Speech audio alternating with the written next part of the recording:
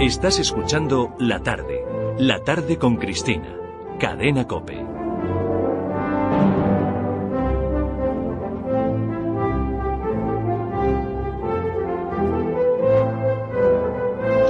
Pues como el panorama nacional está así, que ha ganado las elecciones Zapatero y la oposición tiene muchas dificultades para salir adelante, nosotros vamos a emplear el tiempo en hacer cosas útiles, que ellos resuelvan sus asuntos. Vamos a ver si aprendemos nosotros quiénes somos, cuál es nuestra identidad, cómo caminamos hacia el futuro, que con eso estaremos aportando bastante al presente. Y por eso vamos a nuestra sección de la gesta de España y vamos a hablar de historia, ¿verdad, José Javier? Sí, señor, y te das cuenta...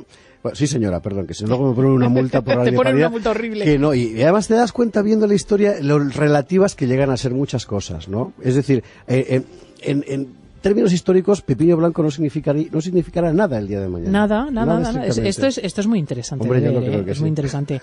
Porque aunque es cierto que la política define muchas áreas de nuestra vida, por ejemplo, influye decisivamente en la educación de los pueblos, en la gestión económica, en la definición territorial. Luego también es cierto que la solidez o no del propio matrimonio, la felicidad a la hora de levantarse, la capacidad de educar a los hijos, el espíritu con el que se afronta la vida y la muerte, no viene definido porque está en Rajoy o Zapatero. Para que luego digan que no nos ponemos trascendentales a las 5 de la tarde. Es que es muy trascendente la vida. Yo creo que sí. La vida es muy importante. Cada segundo es precioso y que hay que aprovecharlo. Y hoy les vamos a contar una historia de cuando España no era España, pero empezaba a serlo. La gesta de unos hombres que hicieron frente al mayor poder de su tiempo, muy superior a Zapatero o cualquier otro.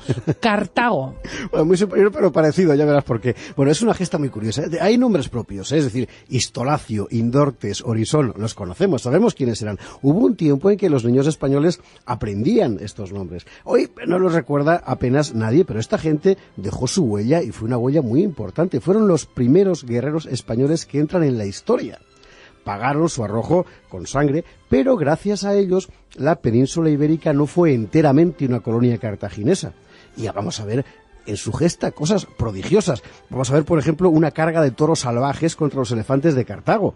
Cosas increíbles. Bueno. Sí. Bueno, luego llegaría Roma y con ella la Hispanía fundacional. Fueron precisamente los romanos quienes nos contaron estas viejas historias y gracias a los romanos sabemos quiénes habían aquí antes, nuestros viejos antepasados, nuestros primeros guerreros.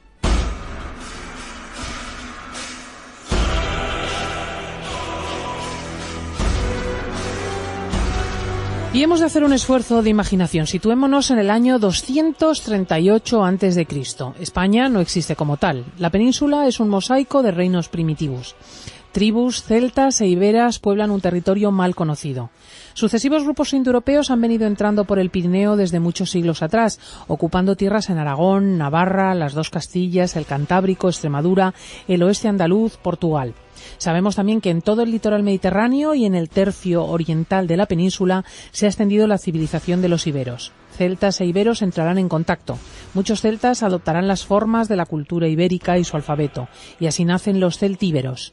En el valle del Guadalquivir floreció un día el mundo de Tartesos, ya prácticamente extinguido ahora, en el año 238 a.C., cuando contamos nuestra historia. Aquella España era como un campo sin sembrar. Cualquier cosa era posible.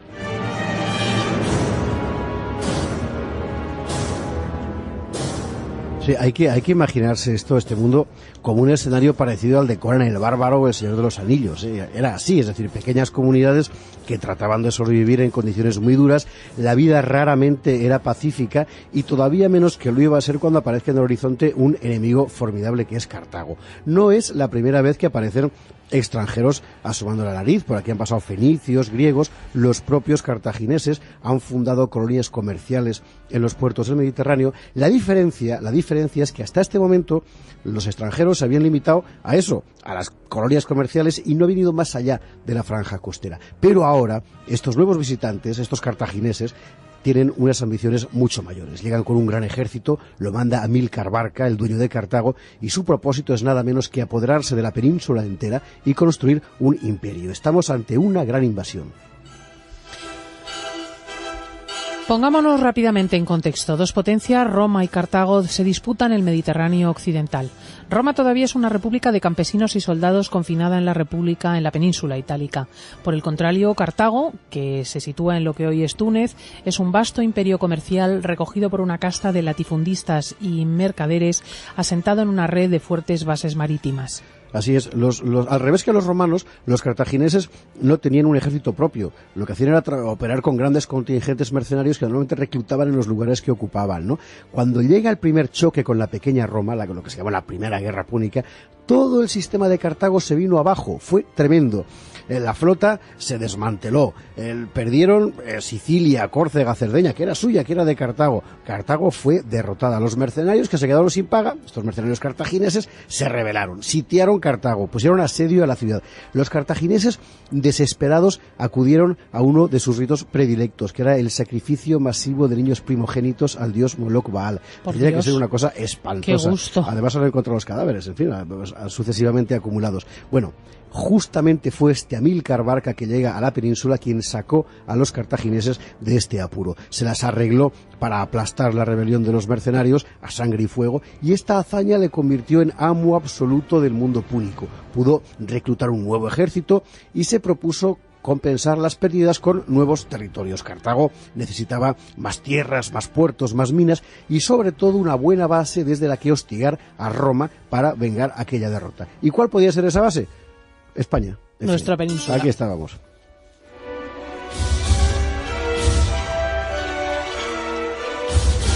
Y Amílcar Barca desembarca en España con un gran ejército. Nadie es capaz de pararle. Primero ocupa todo el litoral mediterráneo, luego cruza el Ebro hacia el norte. En tierra de los layetanos funda una ciudad a la que pone su nombre. Si él es Barca, su ciudad será Barcino, hoy Barcelona. Así es.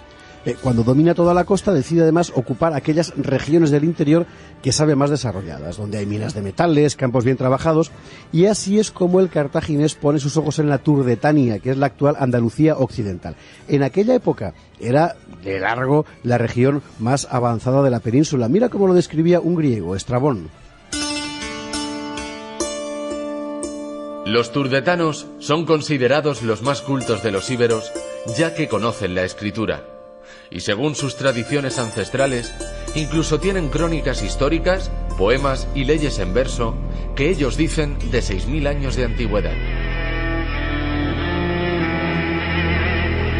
Turdetania era la heredera de Tartesos, aquel enigmático emporio de riqueza que abrió la historia de España, entre influencias fenicias y griegas. Tartesos pereció hacia el siglo VI a.C., pero su herencia fue recogida en el mismo valle del Guadalquivir por un pueblo que mantuvo vivos muchos rasgos de aquella civilización, los turdetanos. Así es. Organizados como conjunto de ciudades independientes, tenían lengua propia, descendiente del idioma tartésico, y un alfabeto singular, distinto del ibérico. Conocían el arado y el trillo, cultivaban la vid, el olivo, los cereales, criaban bueyes, ovejas y caballos, y desarrollaron una notable industria de la lana. Trabajaban con intensidad la minería de la plata y el cobre, que explotaban en un conjunto de factorías situadas entre Cádiz, Huelva y Sevilla. O sea que aquello era una cosa muy importante, la Turdetania. Ellos estaban ya acostumbrados a negociar con los cartagineses, pero es que, igual que con los fenicios o los griegos, los turdetanos quiero decir, no estaban acostumbrados, pero lo que venía ahora no tenía nada que ver con todo aquello. Aquello era una invasión en toda regla. Claro, los turdetanos estaban muy avanzados, pero se saben de sobra inferiores al ejército de Amílcar. Pero pasa una cosa muy interesante, y es lo que tiene de rasgo nacional esta historia, que es que el deseo de independencia puede más que la constatación de que el cartaginés es muy poderoso. Así que, resueltos a ofrecer resistencia, los turdetanos organizan a toda prisa un ejército con la ayuda de las tribus celtíberas de Sierra Morena. Y aquí es donde aparece nuestro primer héroe, Istolacio. ¿Quién era? No lo sabemos a ciencia cierta. Para unos era rey de alguna ciudad turdetana, para otros un guerrero celta puesto al frente de aquel ejército improvisado. El hecho es que en este Istolacio, que comparece en la batalla junto a su hermano Indortes, recae la grave responsabilidad de frenar al mayor ejército que hasta entonces había penetrado en España.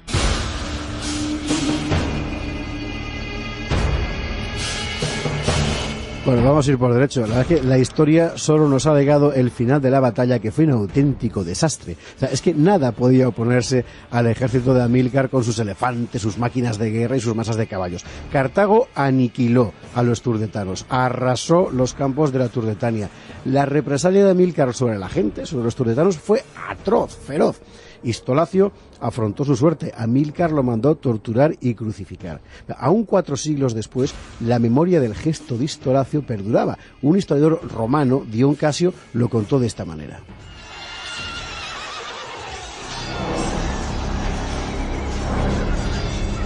luchando Amílcar contra los íberos y los tartesios, con Istolacio, general de los celtas, y su hermano, dio muerte a todos, entre ellos a los 2 hermanos, con otros sobresalientes jefes, y alistó a sus propias órdenes 3000 que había apresado con vida.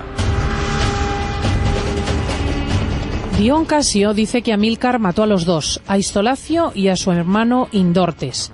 Es verdad, pero no fue en el mismo acto. De hecho, aquí viene lo más estremecedor. A pesar de la severa derrota, aquella gente decidió seguir resistiendo. Indortes, que había escapado a la matanza, se retiró hacia el noroeste.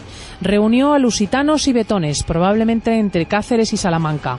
Pudo organizar un nuevo contingente y repitió la locura, hacer frente al ejército más poderoso de su tiempo. Y Amílcar volvió a ganar, claro. Indortes fue capturado y, como a su hermano, fue torturado y crucificado. Pero esta vez Amílcar sí que se replanteó su ofensiva porque no era posible seguir avanzando, adentrándose en la península para encontrar a cada paso un nuevo ejército hostil. Así que lo que hizo Amílcar fue cambiar de planes y, en lugar de seguir hacia adentro, de internarse en la meseta, retornar al Mediterráneo, que consideraba, territorio seguro porque estaban allí sus ciudades, ¿no? Y sin embargo allí le iba a llegar el primer gran descalabro.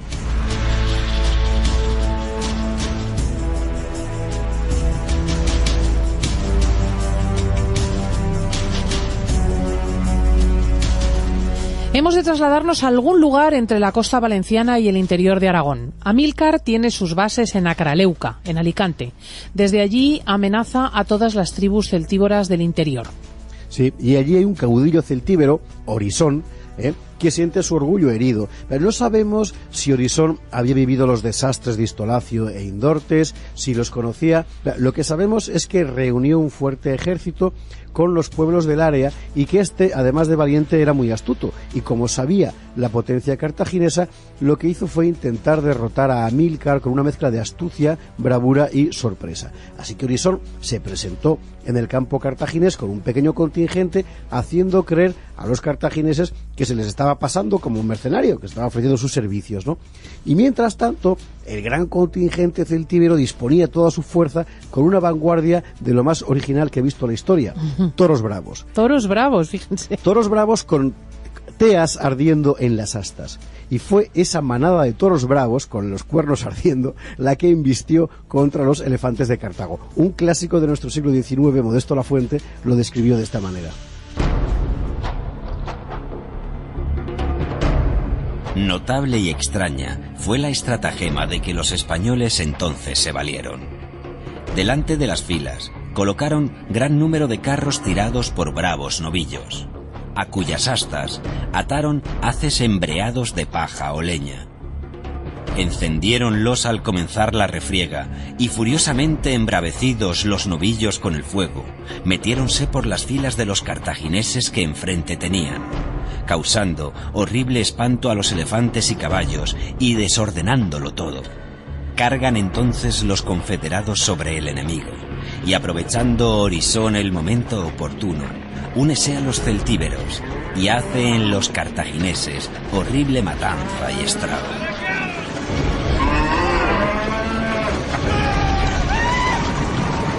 Así que el ejército invencible de Amílcar se vio sorprendido por aquellos toros de fuego que desordenaron sus filas, por los celtíberos que avanzaban tras los astados y, para colmo, por Orisón, que en el momento oportuno y desde el propio campo cartaginés cargó contra las tropas enemigas. Fue la primera derrota de Cartago en la península ibérica.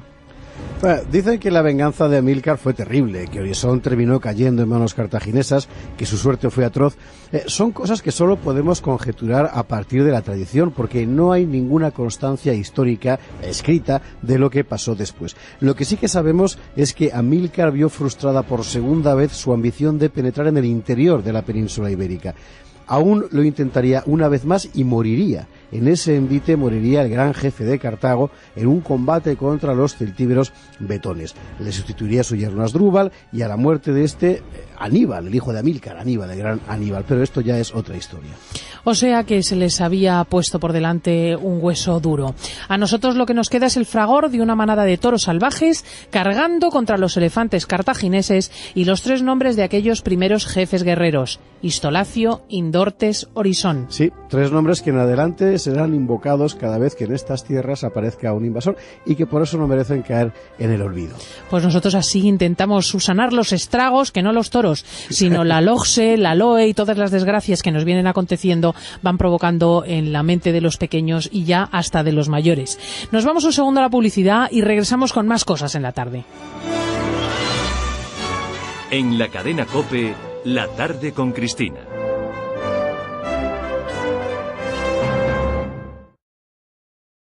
Navarra, las 2 Castillas, el Cantábrico, Extremadura, el oeste andaluz, Portugal. Sabemos también que en todo el litoral mediterráneo y en el tercio oriental de la península se ha extendido la civilización de los iberos. Celtas e iberos entrarán en contacto. Muchos celtas adoptarán las formas de la cultura ibérica y su alfabeto, y así nacen los celtíberos. En el valle del Guadalquivir floreció un día el mundo de Tartesos, ya prácticamente extinguido ahora, en el año 238 a.C., cuando contamos nuestra historia.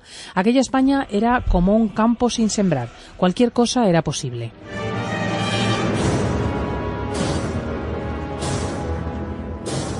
Sí, hay que imaginarse este mundo como un escenario parecido al de Conan el Bárbaro o el Señor de los Anillos. Era así, es decir, pequeñas comunidades que trataban de sobrevivir en condiciones muy duras, la vida raramente era pacífica y todavía menos que lo iba a ser cuando aparezca en el horizonte un enemigo formidable que es Cartago. No es la primera vez que aparecen extranjeros asomando la nariz. Por aquí han pasado fenicios, griegos, los propios cartagineses han fundado colonias comerciales en los puertos del Mediterráneo. La diferencia es que hasta este momento los extranjeros se habían limitado a eso, a las colonias comerciales, y no han venido más allá de la franja costera. Pero ahora estos nuevos visitantes, estos cartagineses, tienen unas ambiciones mucho mayores. Llegan con un gran ejército, lo manda Amílcar Barca, el dueño de Cartago, y su propósito es nada menos que apoderarse de la península entera y construir un imperio. Estamos ante una gran invasión. Pongámonos rápidamente en contexto. 2 potencias, Roma y Cartago, se disputan el Mediterráneo occidental. Roma todavía es una república de campesinos y soldados confinada en la península itálica. Por el contrario, Cartago, que se sitúa en lo que hoy es Túnez, es un vasto imperio comercial recogido por una casta de latifundistas y mercaderes asentado en una red de fuertes bases marítimas. Así es, al revés que los romanos, los cartagineses no tenían un ejército propio. Lo que hacían era operar con grandes contingentes mercenarios que normalmente reclutaban en los lugares que ocupaban, ¿no? Cuando llega el primer choque con la pequeña Roma, lo que se llama la Primera Guerra Púnica, todo el sistema de Cartago se vino abajo, fue tremendo. La flota se desmanteló, perdieron Sicilia, Córcega, Cerdeña, que era suya, que era de Cartago. Cartago fue derrotada. Los mercenarios que se quedaron sin paga, estos mercenarios cartagineses, se rebelaron, sitiaron Cartago, pusieron asedio a la ciudad. Los cartagineses, desesperados, acudieron a uno de sus ritos predilectos, que era el sacrificio masivo de niños primogénitos al dios Moloch Baal. Tendría que ser una cosa espantosa. ¡Qué gusto! Además, han encontrado los cadáveres, en fin, sucesivamente acumulados. Bueno, justamente fue este Amílcar Barca que llega a la península quien sacó a los cartagineses de este apuro. Se las arregló para aplastar la rebelión de los mercenarios a sangre y fuego, y esta hazaña le convirtió en amo absoluto del mundo púnico. Pudo reclutar un nuevo ejército. Mediterráneo occidental. Roma todavía es una república de campesinos y soldados confinada en la península itálica. Por el contrario, Cartago, que se sitúa en lo que hoy es Túnez, es un vasto imperio comercial recogido por una casta de latifundistas y mercaderes asentado en una red de fuertes bases marítimas. Así es, al revés que los romanos, los cartagineses no tenían un ejército propio. Lo que hacían era operar con grandes contingentes mercenarios que normalmente reclutaban en los lugares que ocupaban, ¿no? Cuando llega el primer choque con la pequeña Roma, lo que se llama la Primera Guerra Púnica, todo el sistema de Cartago se vino abajo, fue tremendo. La flota se desmanteló, perdieron Sicilia, Córcega, Cerdeña, que era suya, que era de Cartago. Cartago fue derrotada. Los mercenarios que se quedaron sin paga, estos mercenarios cartagineses, se rebelaron, sitiaron Cartago, pusieron asedio a la ciudad. Los cartagineses, desesperados, acudieron a uno de sus ritos predilectos, que era el sacrificio masivo de niños primogénitos al dios Moloch Baal. Tendría que ser una cosa espantosa. ¡Qué gusto! Además, han encontrado los cadáveres, en fin, sucesivamente acumulados. Bueno, justamente fue este Amílcar Barca que llega a la península quien sacó a los cartagineses de este apuro. Se las arregló para aplastar la rebelión de los mercenarios a sangre y fuego, y esta hazaña le convirtió en amo absoluto del mundo púnico. Pudo reclutar un nuevo ejército y se propuso compensar las pérdidas con nuevos territorios. Cartago necesitaba más tierras, más puertos, más minas y sobre todo una buena base desde la que hostigar a Roma para vengar aquella derrota. ¿Y cuál podía ser esa base? España. Nuestra península. Aquí estábamos.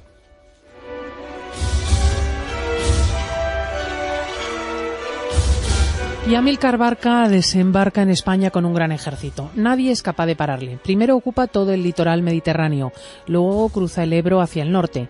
En tierra de los layetanos funda una ciudad a la que pone su nombre. Si él es Barca, su ciudad será Barcino, hoy Barcelona. Así es. Cuando domina toda la costa, decide además ocupar aquellas regiones del interior que sabe más desarrolladas, donde hay minas de metales, campos bien trabajados, y así es como el cartaginés pone sus ojos en la Turdetania, que es la actual Andalucía occidental.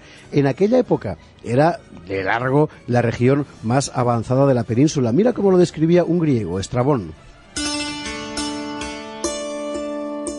Los turdetanos son considerados los más cultos de los íberos, ya que conocen la escritura. Y según sus tradiciones ancestrales, incluso tienen crónicas históricas, poemas y leyes en verso que ellos dicen de 6.000 años de antigüedad. Turdetania era la heredera de Tartesos, aquel enigmático emporio de riqueza que abrió la historia de España, entre influencias fenicias y griegas. Tartesos pereció hacia el siglo VI a.C., pero su herencia fue recogida en el mismo valle del Guadalquivir por un pueblo que mantuvo vivos muchos rasgos mediterráneo, y en el tercio oriental de la península se ha extendido la civilización de los iberos. Celtas e iberos entrarán en contacto. Muchos celtas adoptarán las formas de la cultura ibérica y su alfabeto, y así nacen los celtíberos.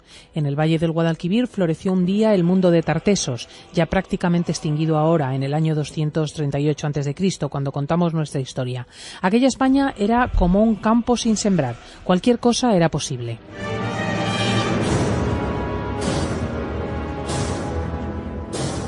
Sí, hay que imaginarse este mundo como un escenario parecido al de Conan el Bárbaro o el Señor de los Anillos. Era así, es decir, pequeñas comunidades que trataban de sobrevivir en condiciones muy duras. La vida raramente era pacífica y todavía menos que lo iba a ser cuando aparezca en el horizonte un enemigo formidable que es Cartago. No es la primera vez que aparecen extranjeros asomando la nariz. Por aquí han pasado fenicios, griegos, los propios cartagineses han fundado colonias comerciales en los puertos del Mediterráneo. La diferencia es que hasta este momento los extranjeros se habían limitado a eso, a las colonias comerciales, y no han venido más allá de la franja costera. Pero ahora estos nuevos visitantes, estos cartagineses, tienen unas ambiciones mucho mayores. Llegan con un gran ejército, lo manda Amílcar Barca, el dueño de Cartago, y su propósito es nada menos que apoderarse de la península entera y construir un imperio. Estamos ante una gran invasión. Pongámonos rápidamente en contexto. Dos potencias, Roma y Cartago, se disputan el Mediterráneo occidental. Roma todavía es una república de campesinos y soldados confinada en la península itálica. Por el contrario, Cartago, que se sitúa en lo que hoy es Túnez, es un vasto imperio comercial recogido por una casta de latifundistas y mercaderes asentado en una red de fuertes bases marítimas. Así es, al revés que los romanos, los cartagineses no tenían un ejército propio. Lo que hacían era operar con grandes contingentes mercenarios que normalmente reclutaban en los lugares que ocupaban, ¿no? Cuando llega el primer choque con la pequeña Roma, lo que se llama la Primera Guerra Púnica, todo el sistema de Cartago se vino abajo, fue tremendo. La flota se desmanteló, perdieron Sicilia, Córcega, Cerdeña, que era suya, que era de Cartago. Cartago fue derrotada. Los mercenarios que se quedaron sin paga, estos mercenarios cartagineses, se rebelaron, sitiaron Cartago, pusieron asedio a la ciudad. Los cartagineses, desesperados, acudieron a uno de sus ritos predilectos, que era el sacrificio masivo de niños primogénitos al dios Moloch Baal. Tendría que ser una cosa espantosa. ¡Qué gusto! Además, han encontrado los cadáveres, en fin, sucesivamente acumulados. Bueno, justamente fue este Amílcar Barca que llega a la península quien sacó a los cartagineses de este apuro. Se las arregló para aplastar la rebelión de los mercenarios a sangre y fuego, y esta hazaña le convirtió en amo absoluto del mundo púnico. Pudo reclutar un nuevo ejército y se propuso compensar las pérdidas con nuevos territorios. Cartago necesitaba más tierras, más puertos.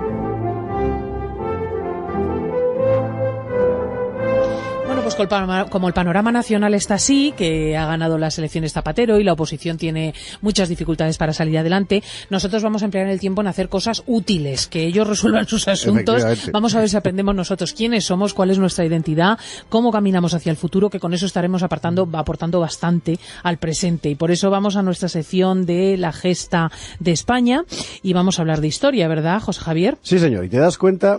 Bueno, sí, señora, perdón, que si luego me ponen una multa por la te ponen una multa horrible. Que no, y además te das cuenta viendo la historia lo relativas que llegan a ser muchas cosas, ¿no? Es decir, en términos históricos, Pepiño Blanco no significará nada el día de mañana. Nada. Esto es muy interesante. Hombre, yo creo que es sí. muy interesante.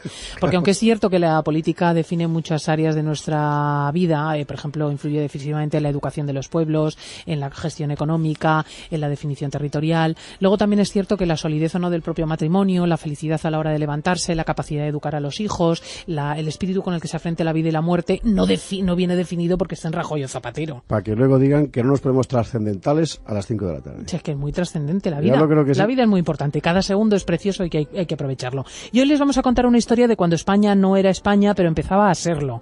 La gesta de unos hombres que hicieron frente al mayor poder de su tiempo, muy superior a Zapatero o cualquier otro. Cartago.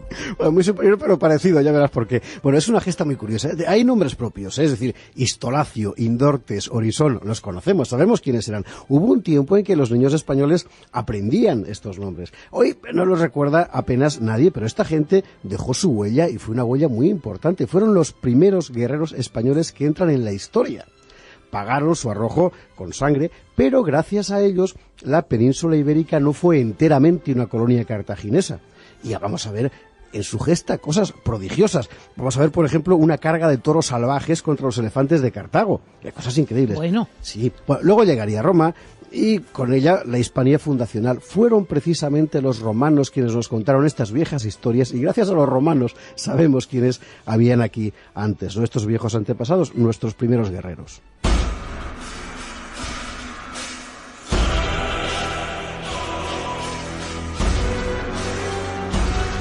Y hemos de hacer un esfuerzo de imaginación. Situémonos en el año 238 a.C.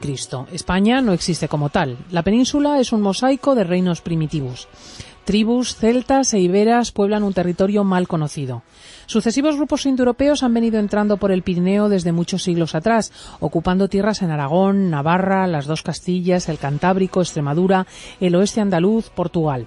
Sabemos también que en todo el litoral mediterráneo y en el tercio oriental de la península se ha extendido la civilización de los iberos.